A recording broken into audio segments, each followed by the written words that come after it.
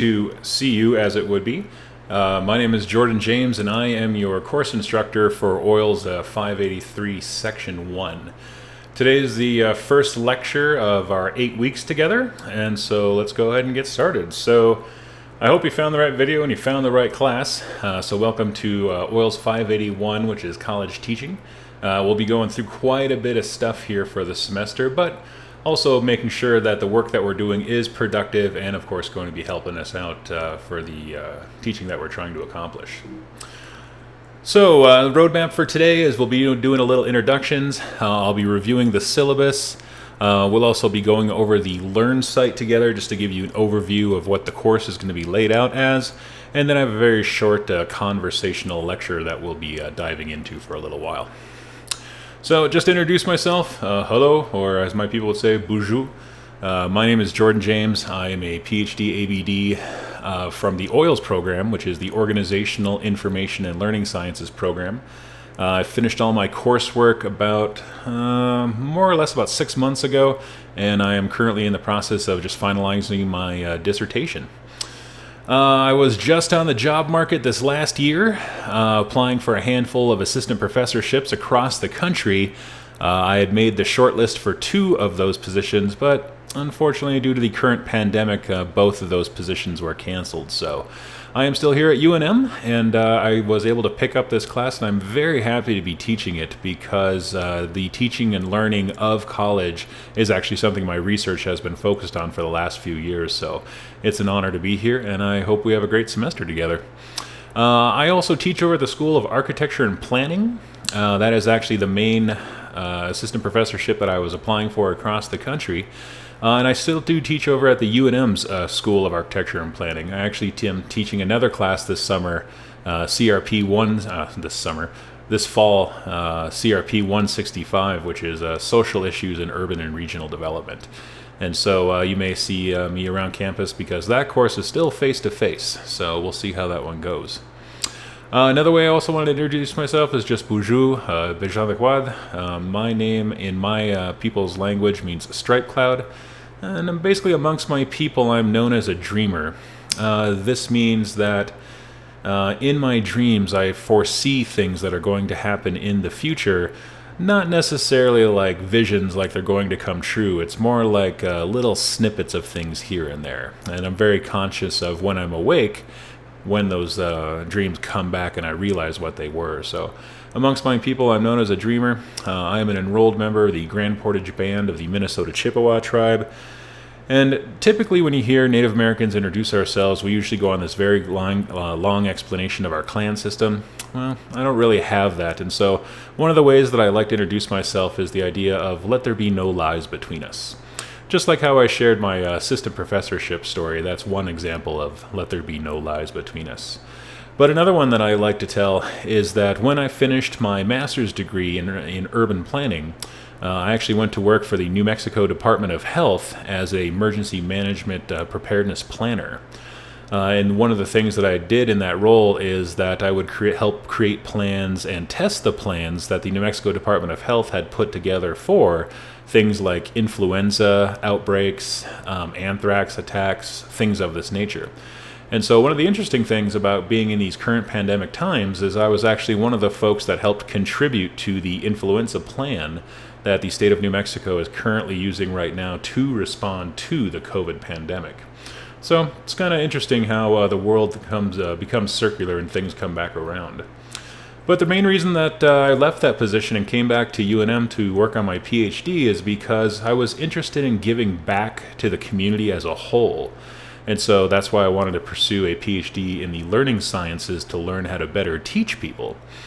And so going through that journey, it became apparent to me that I could make a bigger impact by actually teaching students here at UNM rather than just getting my degree and entering back into the workforce. And so in the spirit of let there be no lies between us, that's 2 short stories about me. And I think what that does is that shows how we're connected in many different ways, because I'm sure some of you, if we were in a face-to-face class today, right now, would be sharing some similar stories with me. So in the spirit of let there be no lies between us, let's move forward. So to keep it real here a little bit, right, I am recording this video at home due to the current pandemic. Normally this class would be taught in a face-to-face setting once a week for 2 hours a week, but right now it's being taught as remote arranged. So that means there's no mandatory online class meetings. Everything for the course is being put online. And so just a heads up that obviously, since you can probably see with the background behind me, I am recording this from my little home office. And I live in a very loud house, which I'm sure many of you can relate to on many different levels. So I am married. I have 3 kids, 2 dogs, and a partridge in a pear tree. And so when the doorbell rings, my dogs are going to go nuts. When my kids want to be fed lunch and I'm recording a video like this, they're definitely going to come by and knock on the door. So just a heads up that none of the work video work recordings that I'm going to be putting out for our lecture is going to be flawless. But at the same token, I also would say that I'm not going to expect any video work that you guys to be flawless as well, because neither is mine. So I think it's a shared experience that we can currently have while doing this together. So one thing I did want to do is just start out kind of today by talking about the syllabus, kind of one of the main things that common things that instructors do. And so to get going on that, let me flip over to that. So our syllabus is available from the homepage of the Learn site, which we'll be going over next. So just to kind of go over this with you, the main quote that I use for this class is, "Books are cool, but knowledge without mileage doesn't mean anything to me." And that's kind of a famous quote by a guy named Henry Rollins. And what Henry taught me, which he was also kind of summarizing a quote from Mark Twain, is that you can read as many books as about any topic that you would like, but until you actually get out there into the territory, that's only when you'll really know these things for sure. And so that's kind of the spirit of the way this class was designed. Moving on from there, you can kind of see there's all my instructor information. There's my email and my phone number if you need to reach out to me. Texts are fine, certainly as well. I am doing office hours by virtual appointment, so if you do need to reach out, feel free to do so. This class is being taught as remote arranged, which means that there's no mandatory scheduled classes. And so even though if you may have signed up for this class and it said we were going to be meeting on Fridays from 1 to 3 or whatever the time was, that's actually the face-to-face meeting time. And so since this is being taught remote arranged, we won't actually be getting together. We'll just be doing this online. However, I will be sending out a survey later this week to see if anyone is interested in some short little 30-minute meetings here and there based on schedule availability, so maybe we can spend some time getting to know each other that way as well. But basically this course was designed as a virtual graduate seminar. So basically what we're going to do is, if you have already taught a class before, or if maybe you're just getting ready to teach one for the first time, we're going to build on all these experiences, and we're actually going to get some experience and also build a teaching portfolio. So pretty much all of our class activities will focus on packing a variety of instructional methods that are used throughout academia, but we're also going to be putting some material together that not only can you submit for credit for this class, but we will also be building a web page as a final project for this semester. All of the individual projects that will be due will actually be going on to that final web page, and you can also use this as part of work for your CV and for looking for future work after college. So it's not just class for the sake of class, we'll also be doing some work together. So the objectives for this class is, after completing the course, hopefully you should be able to develop some skills and tools necessary to successfully navigate college teaching. Design a virtual lecture that includes learning outcomes, assessments, and activities. Apply strategies that support the diverse student populations of your classrooms. Critique a wide variety of teaching skills used throughout college teaching. And so, as many of you have probably been subjected to, there are several different ways to teach college. And so we'll be kind of diving into all of those and kind of discussing what's effective, what's ineffective. And of course, the main thing we want to be doing is develop a teaching skill that works best for your personality, right? So just because everyone says to either go in there with an iron fist and give everyone exams and assign lots of reading, Yeah, that's definitely one way. But at the same time, we also don't want to go in there and say, well, everything, due dates are kind of loose. As long as you get it in, I'll give it credit for you. And yeah, maybe the readings aren't as important, right? So we got to find some middle ground in there. And so what we will be doing is develop a teaching style that works best for you. So how is this course designed? Well, let's talk about what it does not ask you to do first. And so this class does not actually ask you to prove that you learned everything by taking comprehensive exams. So there's no exams in this course. I also don't expect any kind of comprehensive note-taking. I don't expect that you'll copy down every single word that I'm saying from every lecture. And I don't expect you to memorize, just this wide plethora of educational terminology that you'll magically be able to regurgitate in a conversation later. So let's talk about what this course does ask you to do then, so we're not going to do any of those things. Well, the first thing is to take notes on anything that we talk about, anything that we discuss, or ideas that are put forward that impact you personally. So don't write down something just for the sake that, oh, this sounds important, I should memorize it. You want to write it down because it was important to you for some reason. You may not know why yet, but if it impacted you in that moment, then definitely put it down. We do ask you to self-reflect upon these topics, both academically and professionally. And so it's not just what these topics mean to you and why you found that important, but why it is that it's important that you can also use this in academia professionally. This course does ask you to challenge yourself, your peers, and the instructor. So just like all learning environments, nothing is 100% perfect, and the person in the front of the room is usually not the greatest subject matter expert at everything. And so while I certainly know quite a bit, since this is the area of where my PhD is, I definitely don't know everything. I'm not a sociology instructor, so I don't exactly know what it's like to walk into a sociology class and teach it. Now, am I a college lecturer? Absolutely. So a lot of those skills are transferable, but at the same time, you should challenge yourself and challenge me because I may not always know the best approach you need to take for your institution. And so we'll talk about that some more as we go through the semester. And then authenticate your learning by using the knowledge gained to build your professional CV. And so we'll dive into that here when we talk about the distributive practices.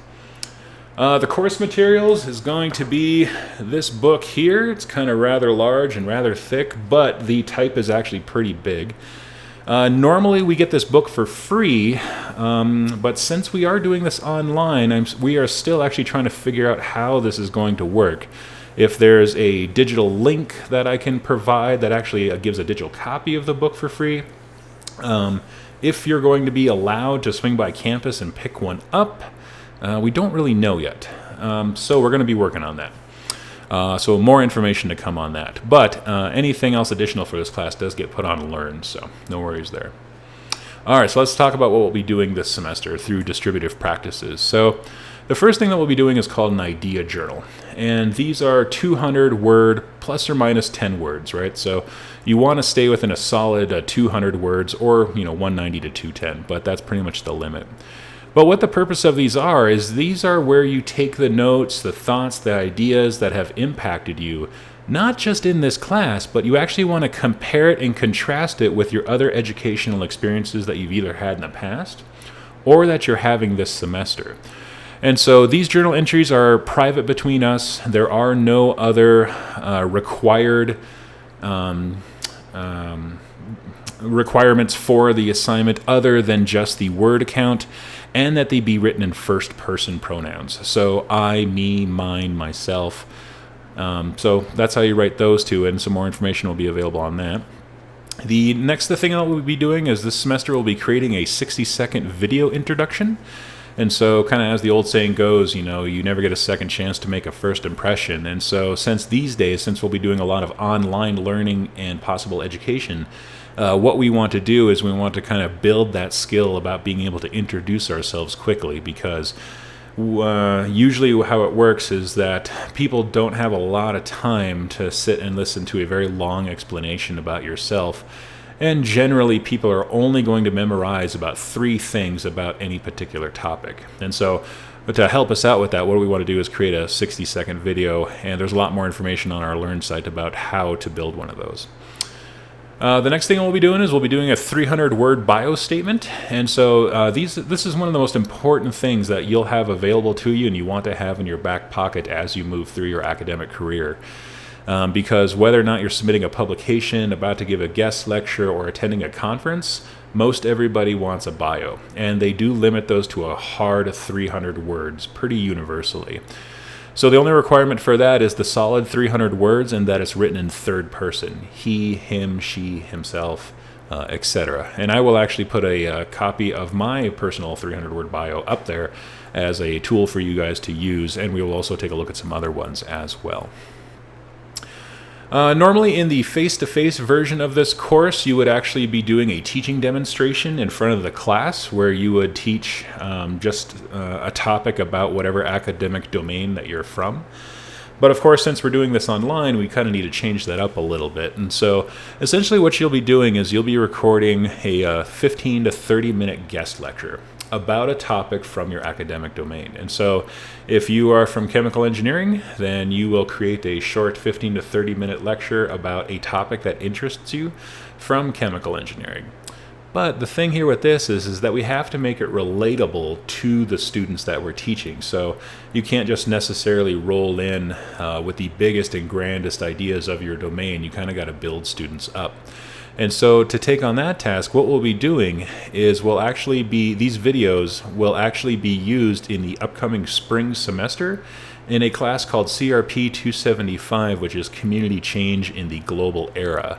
And essentially what will happen is these videos that you're recording will be used as a virtual guest lecture series in that course, which means that you can also, by the end of this class, with the successful completion of this video, you will be able to claim on your CV that you've had an invited guest lecture. And so that's a very unique opportunity. And so just to kind of make things different but also meaningful this semester, that's what we'll be doing, and some more information will be available on that as well. So for the final project of this course is essentially, let's put it all together. So with the idea that knowledge creation and work is not wasted, meaning that I just don't give you an assignment, you turn it in, I grade it, and it goes into the trash can at the end of the day, or you just hang on to it for the end of the semester and eventually it goes in the trash can anyway. So let's actually make this stuff useful. And so what we'll be doing is you'll actually be taking the work that you built in these 8 weeks together, and you'll actually be putting it online in either a Google Sites webpage or an Adobe Spark webpage. And both of these services are very easy to use. If you can put together an email, you can build a website. And so we'll be doing this, and more information to come on that as well. But essentially what will happen is we'll take all the work that you did in this course, where your webpage will start off with your 300-word bio, flow into your 60-second introduction video, which will then flow into the short beginnings of your teaching philosophy, which we will actually be building from your idea journal assignments. So you've already written those as well. And then it'll conclude with your 15 to 30 minute video lecture. And so we'll be doing that as a final project in this course. So that way, rather than just getting the work done for the sake of work, we'll actually be able to use something with it at the end of this semester. And then just a reminder of the CTL, CTE workshops. If you are taking this course as part of your teaching certificate through the Center for Teaching and Learning, they do require a total of 4 workshops of your choosing as part of getting that certificate. So if you are taking this class, you will need to at least at minimum attend 2 of those virtual workshops during our 8 weeks together. And there's either 2 ways that you can pass that knowledge along to us, meaning that if you attend one of these workshops, we would all like to benefit from your attendance. And so after you attend the workshop, you can either write a short 150-word summary of the workshop and then also offer something that stuck with you. Or you can also do the same thing by recording a short 30-second video that addresses the same things. What was a summary of the workshop and what you got out of it. And those will actually be shared with the class, so that way we can all benefit from this shared knowledge creation. All assignments will be submitted for this class through Learn. So the main thing there with Learn is that when you submit something, don't worry about actually writing it in Microsoft Word or Pages or whatever the case may be. Or I should say, don't upload it there. You want to write it there. So basically, Learn is just like any other program. It's bound to crash. Plenty of students have lost plenty of assignments over time thanks to Learn. So what I'm going to recommend is if you write these assignments in another program, don't actually upload the file with your submission. Just copy and paste the text into the actual submission field and send it in that way. It makes it a heck of a lot easier. That way we don't have to worry about weird formatting issues between Macs, PCs, that kind of stuff.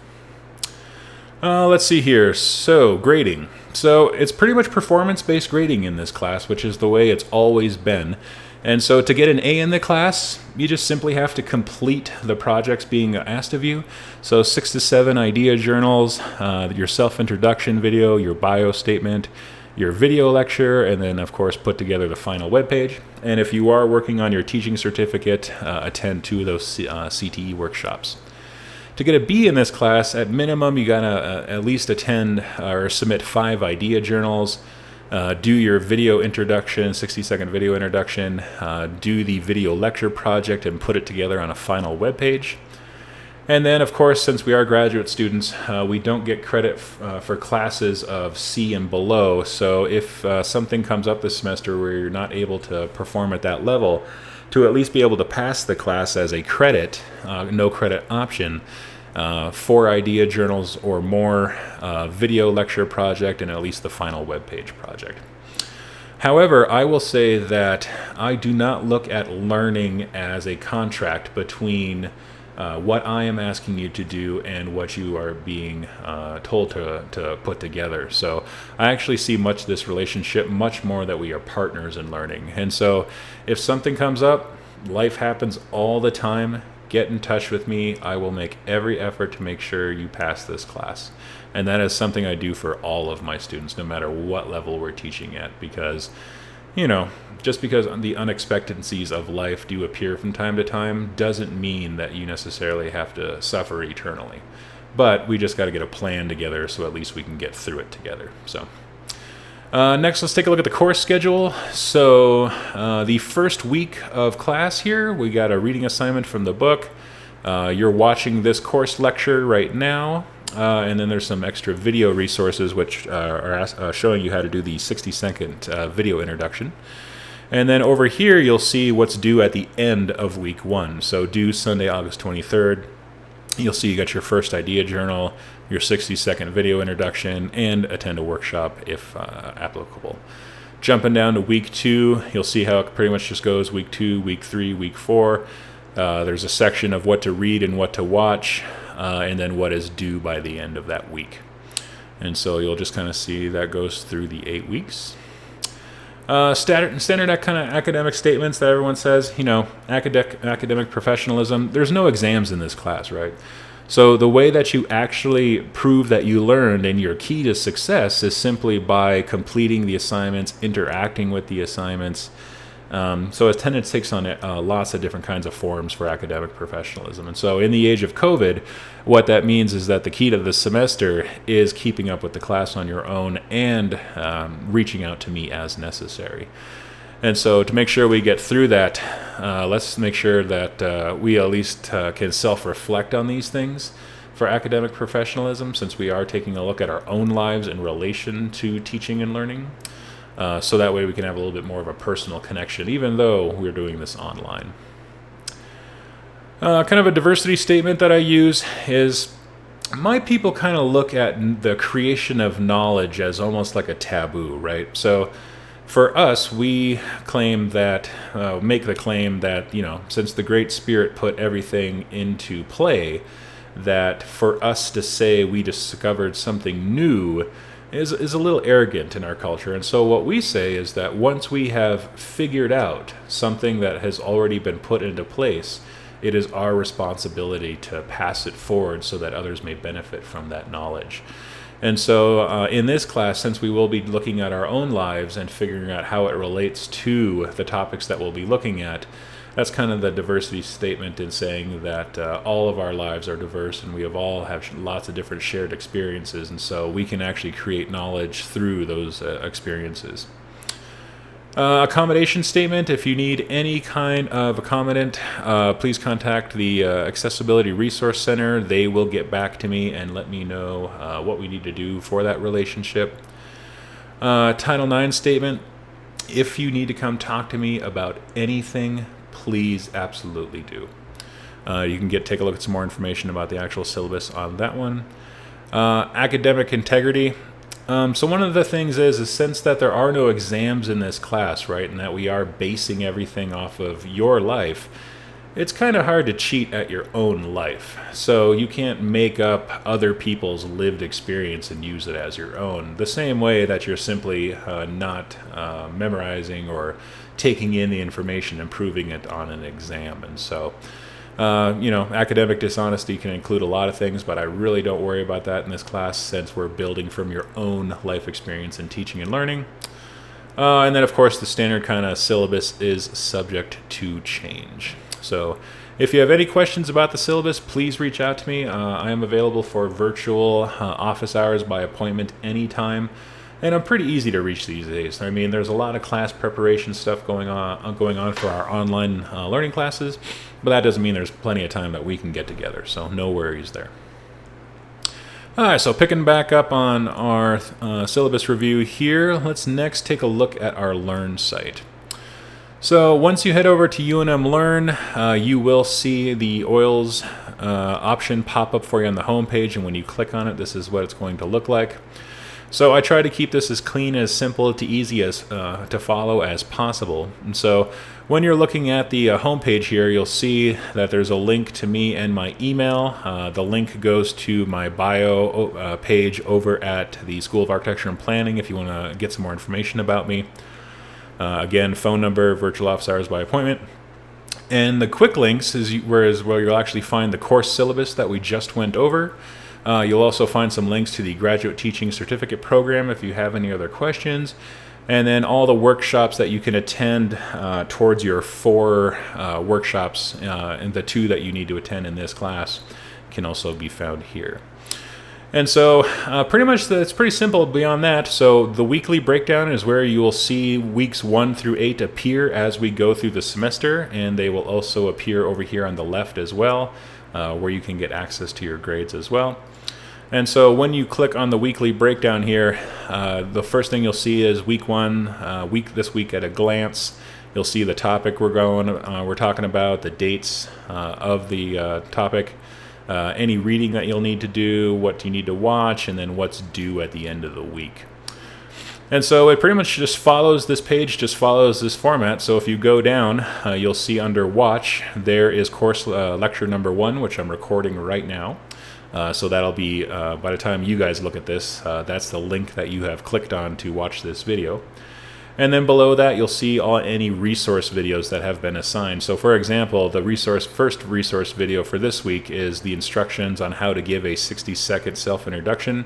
And then there's actually 3 examples there. And then going down from there, you'll see due Sunday, August 23rd, and anything that is due for the end of this week will be right there, easily accessible. And then you've pretty much accomplished everything once you see the umbrella coconut drink. And so it's pretty easy to follow for the Learn site, and so that way we can just try to keep things well organized and moving forward the best we can. So pretty easy on the Learn site.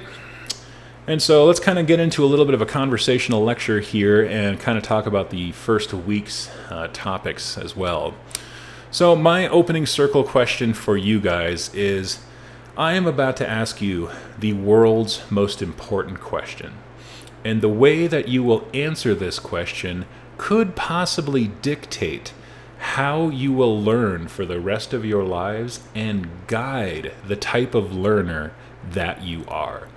Now, of course, the most important question in the world is, which is the better character universe, Marvel movies or Star Wars?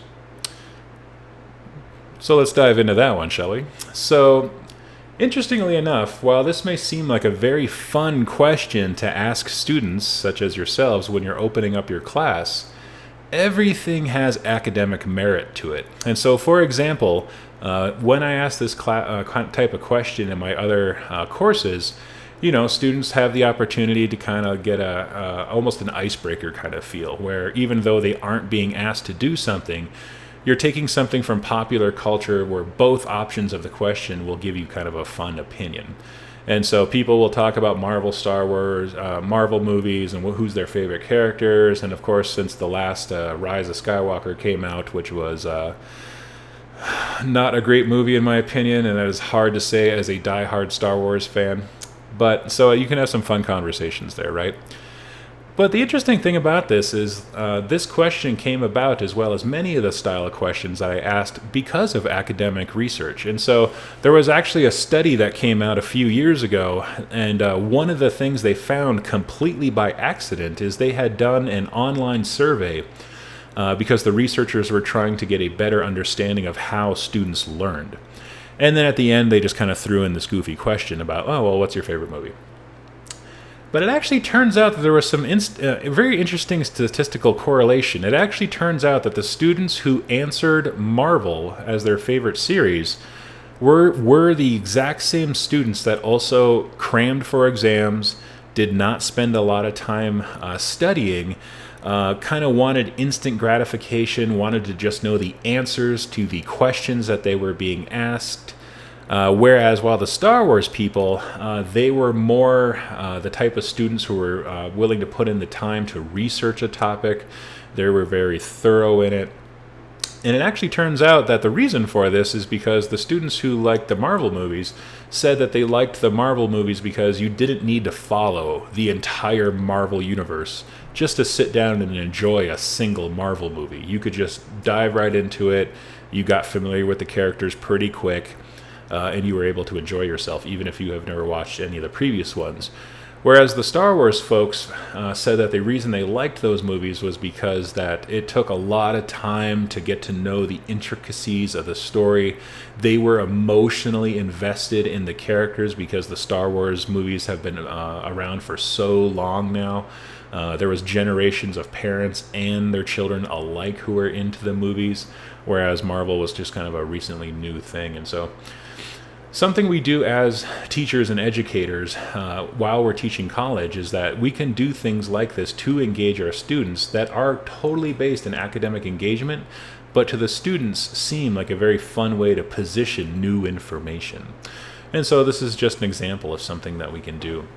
Now, the reason that I like to start off this way when we're just kind of about to dive into the introductory topics for this course is because we very much tend to evaluate in Western culture, particularly here in the United States, but also that perspective is growing quite a bit, is that we generally tend to only evaluate the world around us from this very bipolar nature, meaning that if you were to evaluate the way you are being taught, for example, you may see this video lecture as a very good thing, because maybe you weren't expecting videos, you were just expecting a ton of reading, some really long assignments, and so you might perceive that as a good thing. Or you may actually perceive this as a bad thing, like, oh, I don't want to sit here and watch these videos, I really wish I could just read, do the homework, and just, get this class over with. And so we tend to do that for a lot of different things. It doesn't matter if we're talking about some really intense topics like, black and white society, Democrats, Republicans, Christians versus Muslims. It always seems like there has to be one or the other. But even in our own lives, as simple as like, well, coffee or tea, Coke or Pepsi, cats or dogs, Star Wars trilogy versus the prequels. So it doesn't matter where you're kind of talking about this. We tend to do it in a very dualistic nature. Now, what this course will ask you to do is we want to challenge these ideas from an indigenous approach, meaning that Sitting Bull here has a very famous quote where he was being interviewed and he being asked questions about American politics. And he was being told about how the U.S. kind of splits things into these right-wing, left-wing conversations. And so Sitting Bull actually is quoted as saying, well, what if I told you that the left wing and the right wing belong to the same bird? And so what we want to do is, rather than just seeing education or the way we teach our students as good or bad or right or wrong, there are inherently both of those things happening at the same time. And as we spend the next couple of weeks together, we'll get a taste for that as we see kind of how the book talks about things, comparing that to our own lived experiences.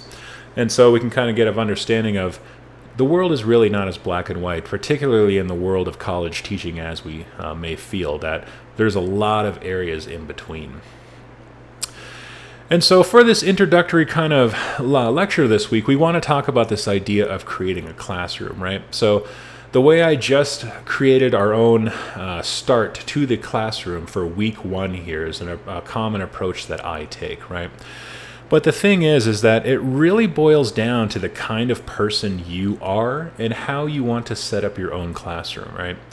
And so me being indigenous and the way that I build a lot of my cultural beliefs into the way that I present information is my own unique approach to it. And what you guys will find is as you start to engage in teaching and learning, particularly if you're a TA and you're watching a professor in the classroom teach, and you may find yourself going, well, maybe I wouldn't have introduced that topic that way, or maybe I wouldn't have done this exam that way.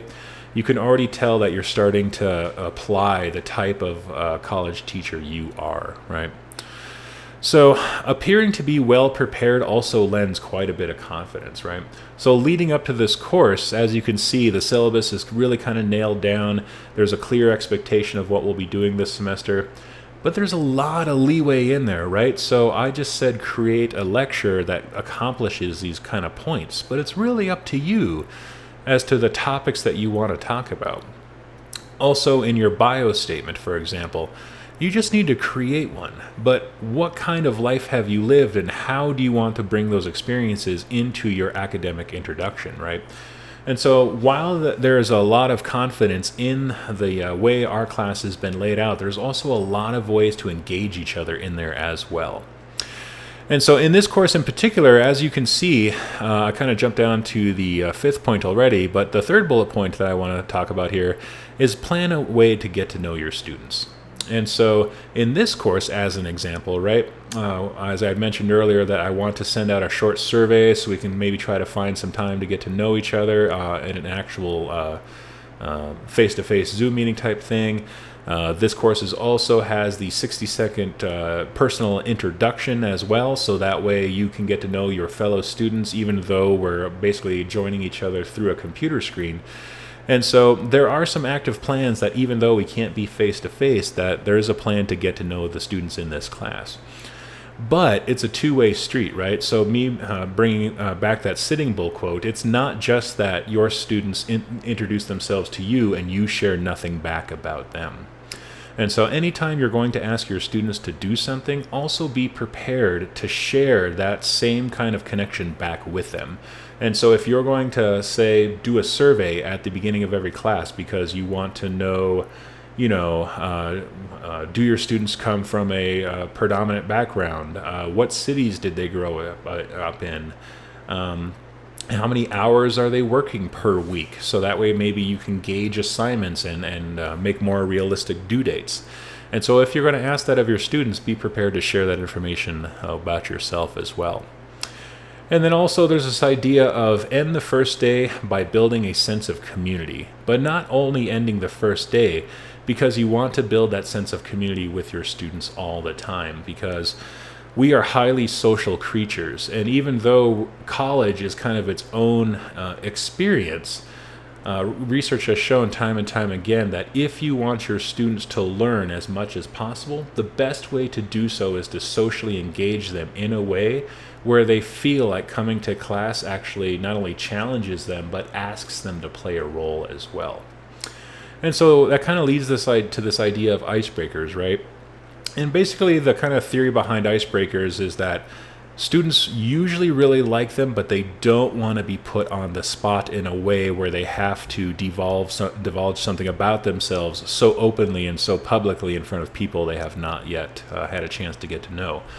So like for an example, one of the icebreakers that we just did for this class, even though I didn't actually have a chance to engage in the conversation, was positioning that idea of Marvel versus Star Wars, but also positioning that even questions like this have academic merit.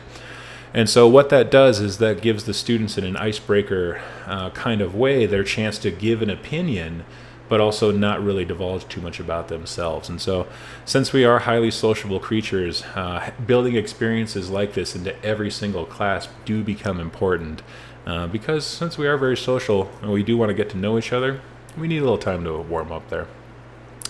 And so don't think of these as one and done. Incorporate them into all your classes when you can. The way that I do that is something called the opening circle question. And so every single class, I will actually start class with a very similar way that you just were introduced to with the Marvel versus Star Wars. And so I actually do that at the beginning of every single class. And then at the end, with the closing circle, I actually tie that kind of obscure question into whatever we just talked about during that class. And so I would not tell the students that the Marvel and Star Wars thing actually also dictates and kind of gives this idea of what type of student you are until the end, after we've gone through some more lecture. And so it's a good way of tying those things together. I will also tell you that even though this is not generally one of those openly accepted things about college teaching, humility goes a long way.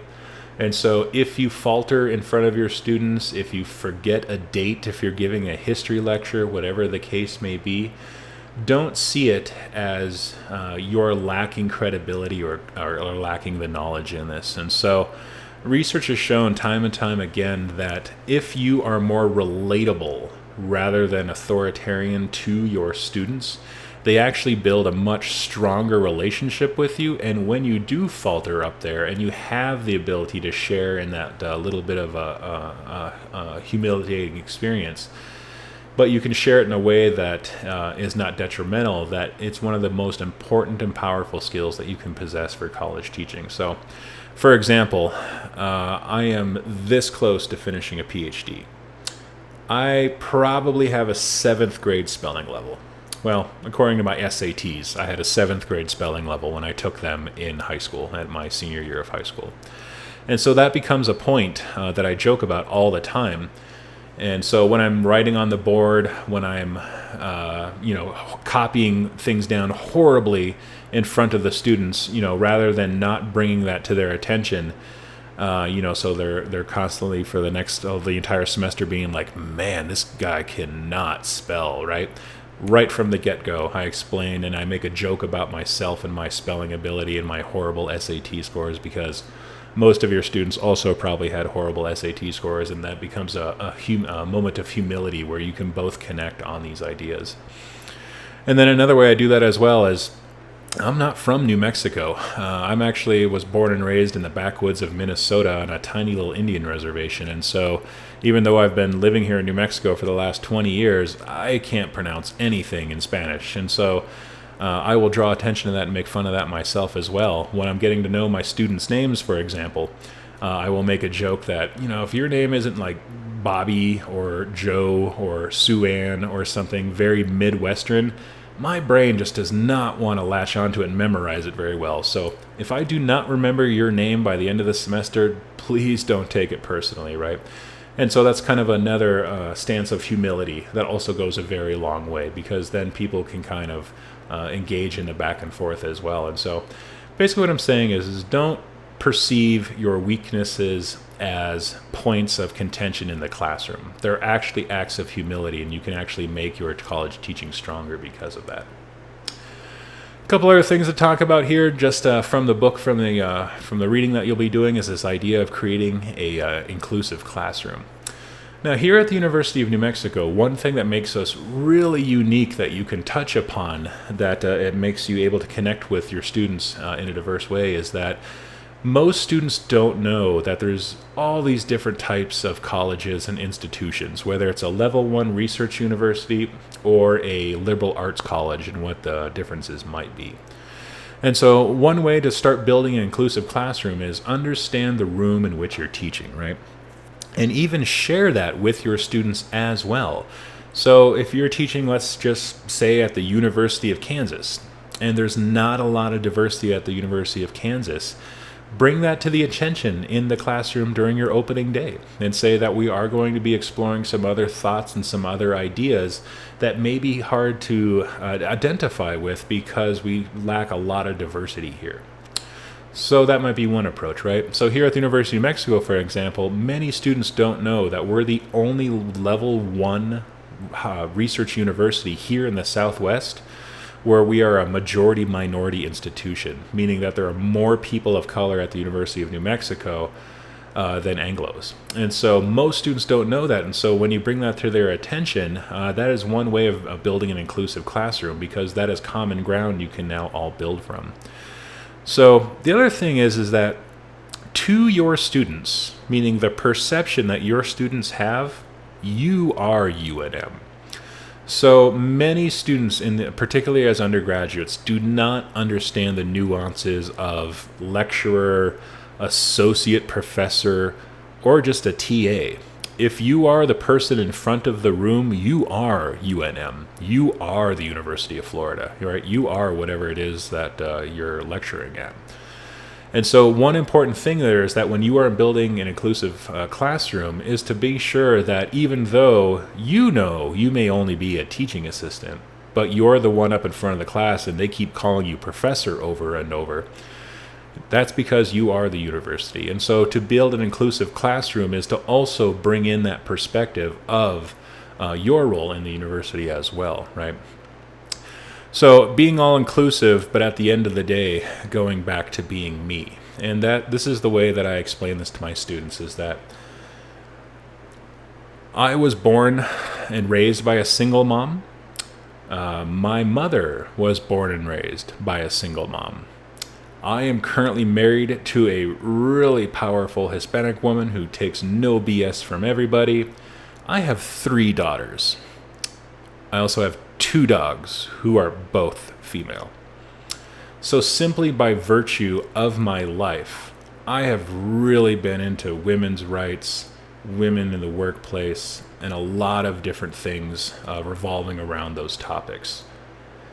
But at the end of the day, even though I'm an ally in all of those perspectives, at the end of the day, I kind of go back to being me, where I just forget I'm a 6'4" guy with a very loud voice and broad shoulders. And so even though I can share in those experiences, empathize, sympathize, and really discuss them, at the end of the day, I pretty much just kind of go back to being me sometimes, and I forget the way that I interact with much of the world. And so building an inclusive classroom can be just as simple as sharing a story like that. And so when there's times, for example, and I'm talking about a topic of LGBTQ students and their various relationships with the university and how that may or may not be different for some people, I always explain that when I get into topics that I don't personally experience, I'm definitely going to put my foot in my mouth from time to time, and I'm going to say the wrong thing.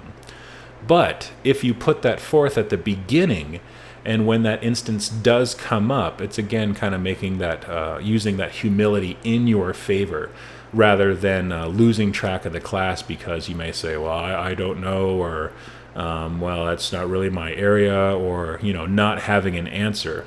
Even when you don't have an answer, you can still relate that humility to building and use it as a tool for building an inclusive classroom as well. So the last slide I just want to end with here today is the introductory chapter that we're also going to be reading for this section. Talks about motivating students. And there's some really good information in there. But the thing that I want to boil it down to, just to end on for today, is this idea that there's no magic bullet. So we're all motivated in different ways for a lot of different reasons. And so don't just rely on the fact that your students are going to be very goal-oriented, in that they've already got this all figured out, where they know the goal they want to accomplish, what degree they want to get, the goal of finishing college in 4 years, the goal of going back to their community and giving back, or the goal of getting a really good job, the goal of moving to a house in the suburbs.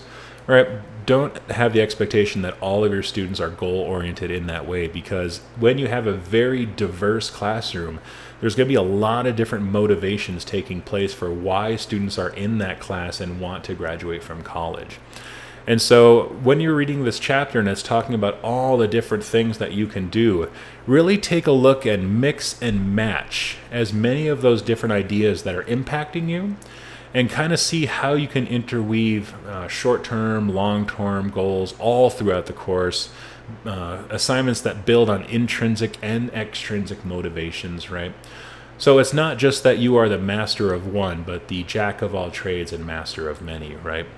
And so one of the payoffs of getting to know your students is that if you can actually get a sense of their perception of what their personal and academic goals are as well, you can actually manipulate your assignments to help students connect those goals with what they may have shared with you personally. And so, as an example, for this course, even though it is basically graduate teaching how to teach college, you're not just going to learn a bunch of educational strategies. At the end of this course, you're actually going to walk away with a small digital portfolio that's even giving you an opportunity on your CV to list an invited guest lecture. And so that may build upon lots of your motivations for lots of different reasons. And so maybe some of you do want to go on and apply for TA roles or professorships, or start advertising guest lectures as you're getting ready to maybe go visit other universities, right? And so building upon these motivations can be an important way to engage all students, not just undergraduates or graduate students. But as you find out more about them and you're building upon that motivation for your classroom, it's actually a really good way to tie in the work of the students as well.